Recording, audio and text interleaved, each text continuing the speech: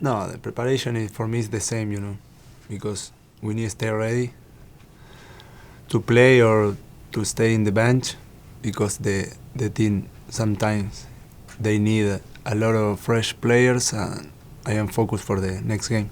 Is that sort of the situation you found yourself in last week, having to come off the bench, I guess, 10 minutes into a game when you're not necessarily expecting that?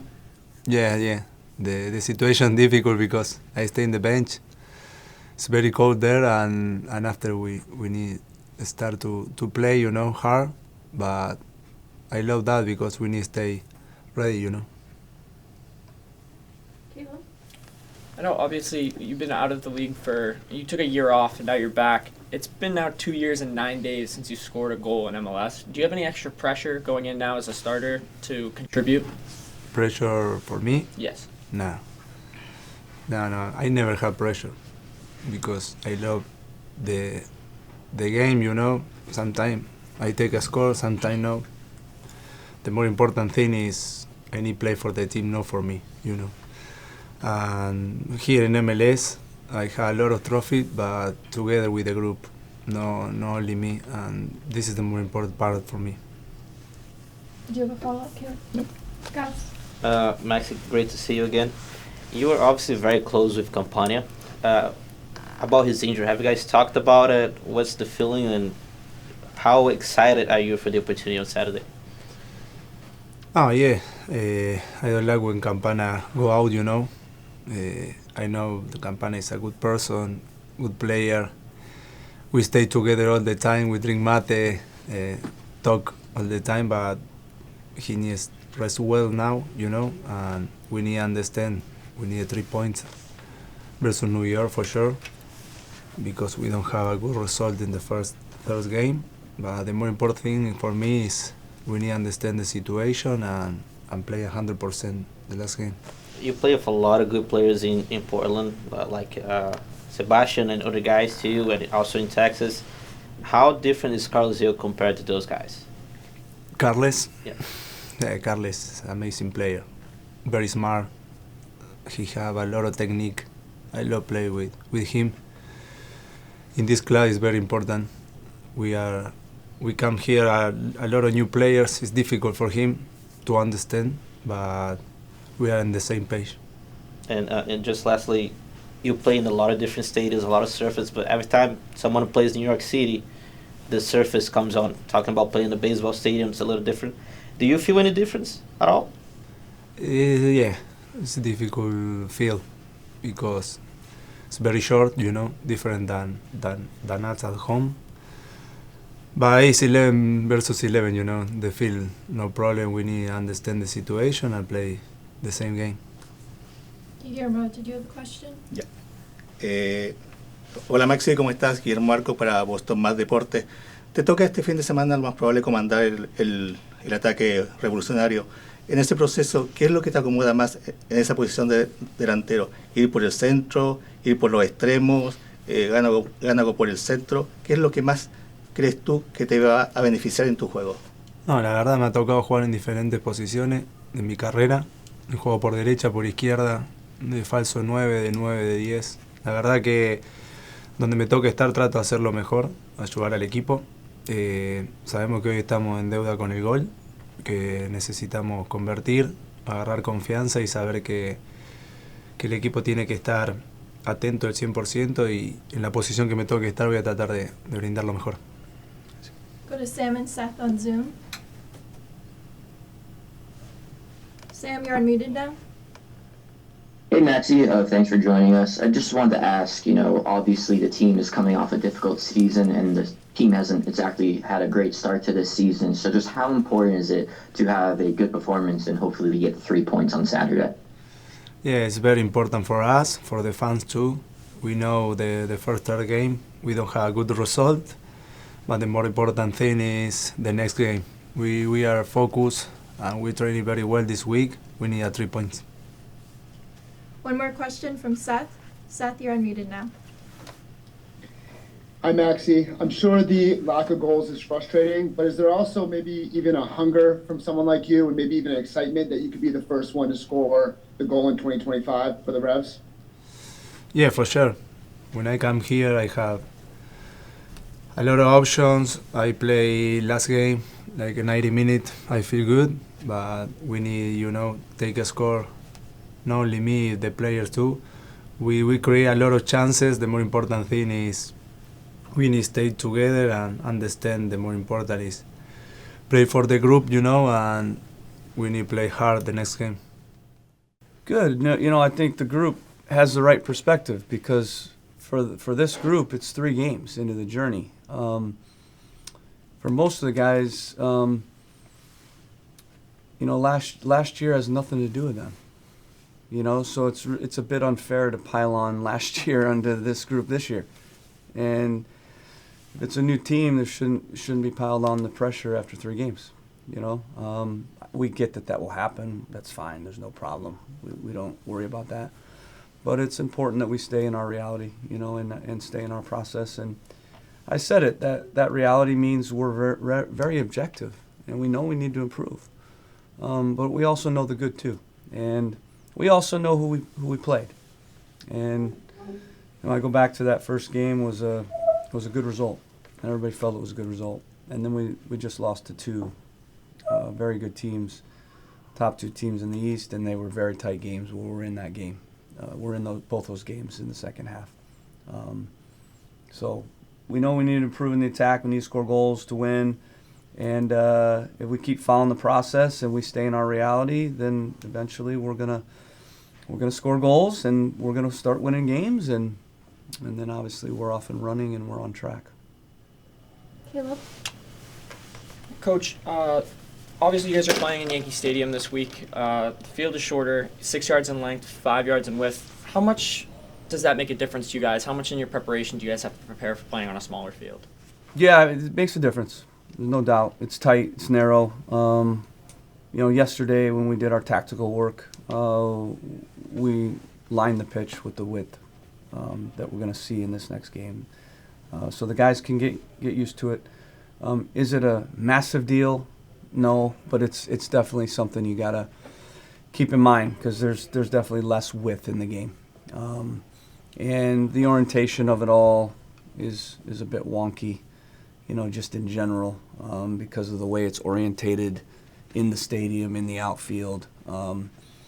So we have to make decisions with those things in mind, but we always do. When we're playing a team that we feel needs a little tweak in terms of personnel or tactics because of the team we're playing, or if we're in a condition that would change, whether it's altitude, heat. You have to make those little adjustments all the time. So that's a part of our process every single week. And then another one for me. You noted last week that Peyton Miller is about a week away. Do you know if he'll be available for this weekend's match, or does he still need a little more time? He needs more time. Yeah, he's not full in training, but he is starting to work back. He's doing unopposed work. So we're hoping that maybe by the end of next week he can start to be full out in training. And then, obviously after the international break, New York is a lot more realistic that he'd be available for that. Gus, did you have a question? Yes. Coach, great to see you again. As always, I don't expect you to share too many details, but can we expect a similar formation with a different striker, or maybe a different way that the guy's going to line up against New York City? Yeah, I think what's important is that we continue the good stuff, which there's people on the outside don't see the good stuff. That's normal. I'm not saying that's abnormal. That's normal. But it's important, again, in our process, in our reality, that we see the good stuff, which there's a lot of good stuff. But can we, within the good stuff, can we open up, create more chances, and score more goals? It's that simple, So, we don't want to reinvent the wheel, so to speak. We just need to make micro tweaks and continue to work in training, because that's the other thing. A lot of times when you're not scoring goals, people want you to change everything and change all the players and change the formation. A lot of it's just continuing to do what you're doing, and eventually it'll come. Some of it is tweaking the personnel, and I'm always evaluating whether or not we change the formation, the structures, the personnel, or just stick with what we're doing and keep working and training. So I think, back to your question, we analyzed everything, and we made decisions this week in training, and we will make decisions in our selections and our shape that we think are the right ones for this game, to win the game and to score goals. That's part of that, scoring goals. Yeah, just doing a piece on MLS 30 years.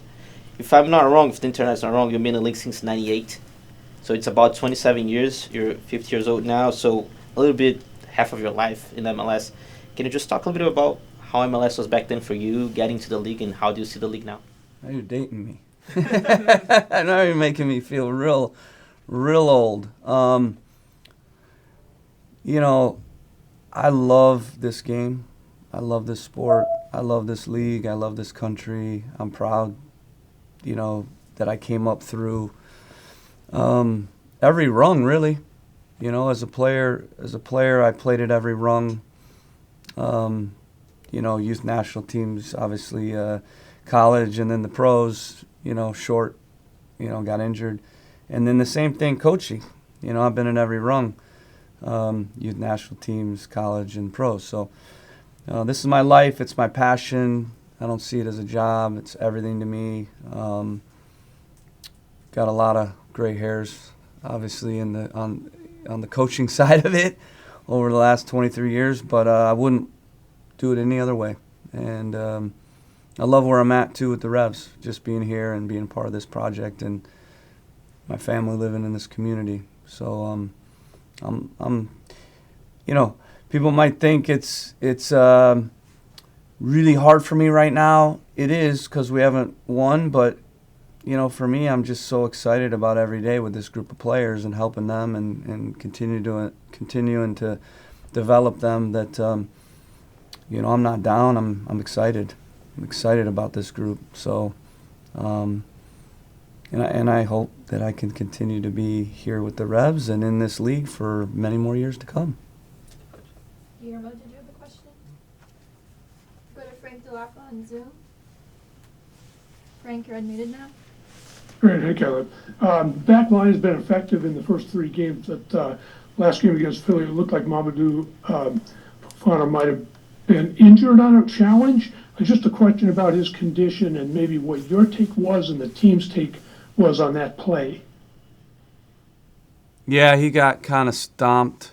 To be honest, Frank, we didn't really rewatch it a ton, you know, and think about it a ton. We're trying to, this year, and myself included, I'm the leader, obviously, of the team, not dwell on refereeing decisions or mistakes that the referees are making. We can't do anything about that.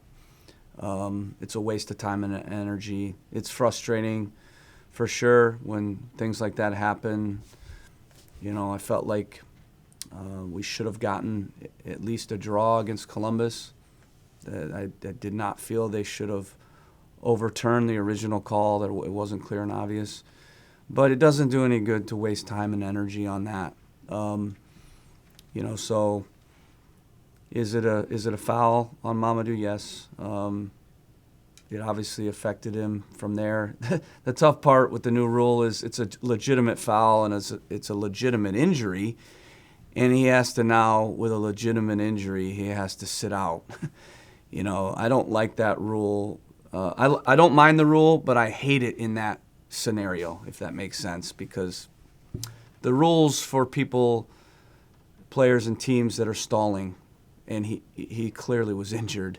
So it just kind of, for me, it's kind of a silly way to approach, to program. You can't, you know, fake an injury, but what happens when a guy's really injured? It's just, I think that part of that rule is really strange. Frank, did you have a follow-up? No, that's good. I got that. Sam Minton, you're unmuted now. Sam? Hello, Caleb. Hope you're doing well. I just wanted to ask about the international call-ups. Obviously, Yusuf, Ignatius Ganago, and Eli Feingold earned call-ups. Could you just talk about them, earning those call-ups, but also, too, it is taking place during a FIFA window. Do you anticipate them missing any time due to travel and, overall, rest and stamina, or should they be ready to go once they're back? Yeah, I think it's a good thing when you have players called up. It means you have a good team. Obviously means you have players that are worthy and performing, and I think we will have more call-ups. The nice thing is we decided to not be in those windows playing games. I think there's one game where one or two maybe where we're going to lose players. Thought last year we lost too many guys, so that's a decision we made to not play through those windows. You can kind of make the decision to do that or not. So we felt we would have a team where we had guys called in. So it's great for them. I always think it helps their form, helps their confidence, and they're always excited. Hopefully we get a win against New York, and then we can reset and have a couple weeks to continue to improve, and then we're back at home against New York. Those guys will get back the week leading into New York. We know exactly when they're getting back. In some cases, it's 3 days before. In some cases, it's 4 days before.